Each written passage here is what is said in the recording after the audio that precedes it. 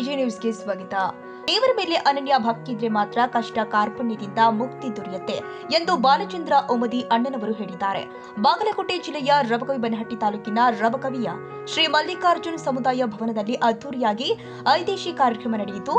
ಒಂದು ಬಾಂಧವರು ಕೈಬಿಟ್ಟರು, ದೇವರು ಮತ್ತು ಗುರು ಎಂದಿಗೂ ಕೈಬಿಡಲಾರರು. ಕಳೆದ 5 ದಿನಗಳಿಂದ ನಿರಂತರವಾಗಿ ಶ್ರೀ ಮಲ್ಲಿಕಾರ್ಜುನ ದೇವರಿಗೆ ಪೂಜೆ ಪುನಸ್ಕಾರ ಮಾಡಿ ಲಕ್ಷಾಂತರ ಭಕ್ತರಿಗೆ ಶ್ರೀ ಮಲ್ಲಿಕಾರ್ಜುನ ದೇವರು ಆಶೀರ್ವಾದ ಮಾಡಿದ್ರು. ಧರ್ಮ ಮತ್ತು ಭಕ್ತಿ ಮಾರ್ಗದಲ್ಲಿ ನಡೆದರೆ ಜಯ ನಿಶ್ಚಿತ. ದೇವರಲ್ಲಿ ಶ್ರದ್ಧಾಪೂರ್ವ ಭಕ್ತಿ ಇರಬೇಕು.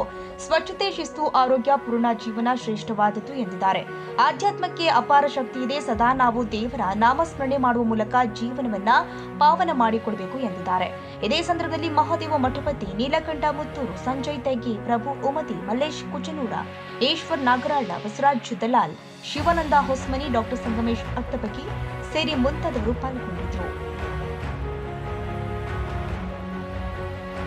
ಕನ್ನಡಿಗರ ಮೆಚ್ಚಿನ ನಿಮ್ಮ ಎಜೆ 24/7 ನ್ಯೂಸ್ ಕನ್ನಡ ವಾಹಿನಿ ಇದೀಗ ಟಿವಿಯಲ್ಲಿ ಲಭ್ಯ. ಒಂದು ವೇಳೆ ನೋಟಿಸ್ ಕೊಟ್ಟಿದ್ರೆ ವಾಪಸ್ ತಗೋತೀವಿ. ಇವತ್ತು ವಕ್ಫ್ ಪ್ರಾಪರ್ಟಿ ಅಂತೇಳಿ ಬರ್ತದೆ ಅಂತ ಹೇಳಿದ್ರೆ ರೈತರ ಬೀಜಕ್ಕೆ ಬದಲು ಏನ್ ಮಾಡ್ಬೇಕಾಗತ್ತೆ? ಯಾರು ವೋಟ್ ಹಾಕಿಲ್ಲ ಅಂದ್ರೆ ಗ್ಯಾರಂಟಿನೆಲ್ಲ ಸ್ಟಾಪ್ ಮಾಡ್ಬಿಡ್ತೀವಿ.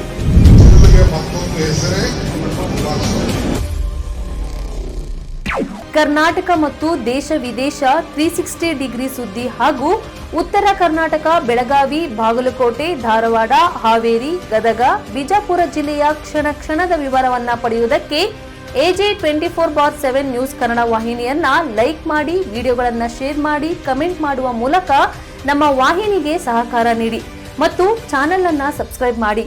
ಧನ್ಯವಾದಗಳು.